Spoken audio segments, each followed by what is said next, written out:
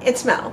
It is November and I want to do a try a chapter. I did one 2 months ago, I think, because I'm working on my read what you own / book buying / book acquiring ban, and one of the things that I've been doing to try and pare down my TBR is periodically going through the books on my TBR, which is way too big. I will list the video where I talk about that down below. So I've been going through and I've been picking some books that I want to do a try a chapter of. Some of these books have been around for a long time, some of them I almost forgot about, some of them I have actually picked up recently. So I just grabbed 4. My goal for this try a chapter is to get rid of books if I can, or at least have a stack that I can unhaul if I find a book that I want to bring in. One of the rules of my book acquiring ban is that I'm only allowed to bring in books at certain times for certain reasons, and if I bring in a book that I happen to find at little free libraries or used book sales or used bookstores, if I want to bring one in, I have to get rid of one off my TBR. So the goal for today is to try to find books, identify books that I can get rid of.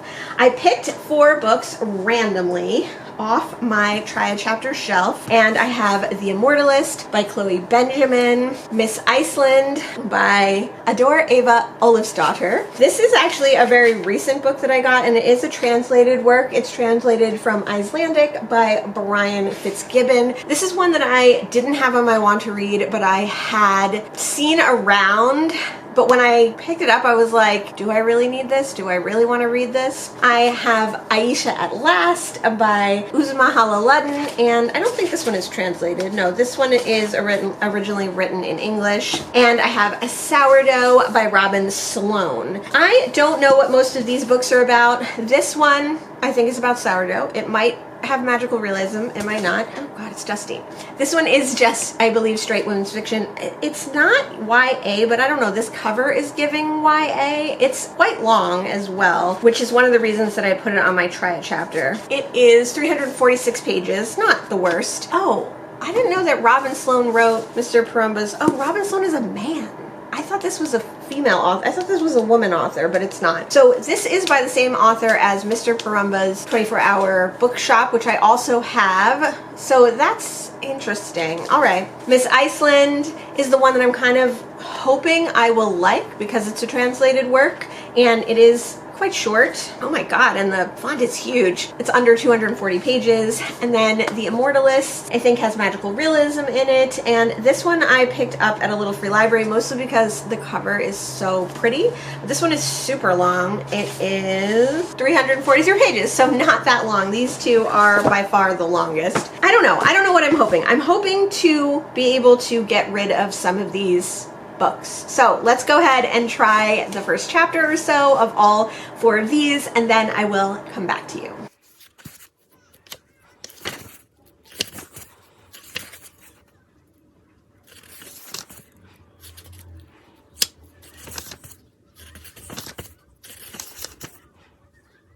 Okay, first off, truthfully, I did not read a full chapter of any of these books. I read about 10 pages of each book. And secondly, this did not go the way I expected. The books that I expected I was not going to like were these 2. And the books that I kind of expected to like or hoped to like were these 2. And it turns out to be the opposite. So I started off with The Immortalist by Chloe Benjamin. This one started with a prologue that was about 18 pages long, and it says, "The woman on Hester Street, 1969, Varia." In the very beginning of this prologue, we meet Varia. She's 13. She has an 11-year-old brother and 2 other younger siblings, another brother and a sister, and they are hanging out together in New York in the summer. It's hot, and it's 1969.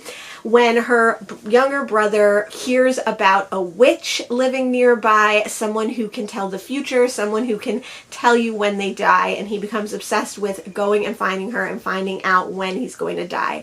Varia, being the oldest, doesn't really want to go on this adventure, but this is the last time that the siblings are all going to be together, so they end up going to look for this magical person, this fortune teller. You see this mostly sort of from Varia's perspective, but it is third person, so you're hearing about all of them. They go around the town trying to find out where this fortune teller lives and how they can meet them and what it's going to cost them to learn when each of them are going to die. So I read about 10 pages of this, and that's what we learned. And then there is, after the prologue, a part 1, which is You'd Dance Kid, 1978 to 1982, Simon, which is the youngest of the siblings. So I assume that there's going to be more parts to this book, and we're going to see each of the siblings in turn, and we're probably going to learn about their lives. Now, this one I wasn't expecting to like because it is like magical realism or low fantasy, which is not really my thing. It's also long,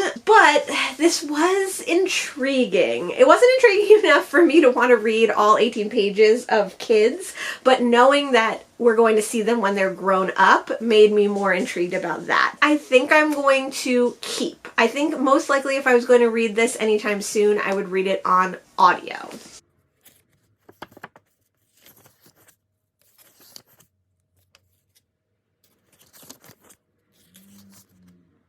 The next book that I tried was the next longest book, and this was Aisha at Last. Aisha at Last starts out with just a chapter 1, and it starts with seeing from the perspective of Khalid, and he is watching a young woman in a purple hijab out the window of his apartment building. He's been watching her every day, and he's like very captivated by her. He knows that he shouldn't necessarily be watching her, and when his mother calls him out on it and kind of reminds him that he needs to focus on finding a woman and get married, he's embarrassed. I didn't read the first full chapter, which was only a few pages, because I wanted to go ahead and skip to Aisha's perspective. This is like a dual perspective novel, it looks like. And the next chapter we see Aisha, and we see some of the events that Khalid witnessed through her eyes.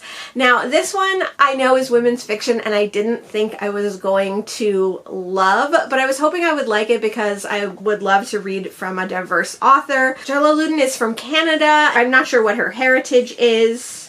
Oh, there's like a menu for chai in the back. I'm always interested in learning from different cultures, different heritage, different countries, but I didn't love this one off the bat. I kind of thought I wouldn't. It seemed very much like a romance or women's fiction, and it just like wasn't pulling me in. Also, this thing happens in the very first chapter where Khalid watches Aisha pull away, and her like ceramic coffee cup, to-go cup, is on the roof of her car, and when she drives away with it on the roof, it shatters all over the pavement. He laughs, and I'm like, that's not funny. You would be sad for that person. I don't know. That little detail like kind of rubbed me the wrong way, so I think I'm gonna have to pass on this one and put this in the unhaul pile.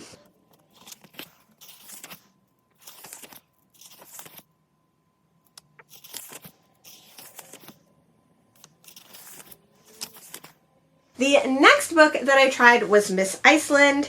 This one also has a prologue. It says 1942. It starts with the room of the one who gave birth to me, and it's all in italics. It's only about 7 pages long, but I only read about a page of it. It seems kind of mystical. It's talking about how a pregnant woman, thinking that she's going to have a boy, and she is going to name him Eagle. But when the baby comes, it's a girl, and her husband names it after a volcano. So that's the very first part. And then I kind of skipped to part 1, which is called Motherland. And this one is 1963. And we're following the baby from the first part as she gets on a bus headed somewhere, and she is like a writer. There's all these interjections. It says Radio Reykjavik, Mother Wales. So there's like all these kind of delineations of parts, but I really wasn't grabbed by it. I wasn't intrigued by what was going on, and I didn't really care to know where this person is going and what's happening with her. In the synopsis, it says that she's a writer and she's going to kind of expand her writing career, but it didn't grab me. I had a feeling that it might not, so I think this one is probably going to be an unhaul as well, but this one is the one I'm the most on the fence about.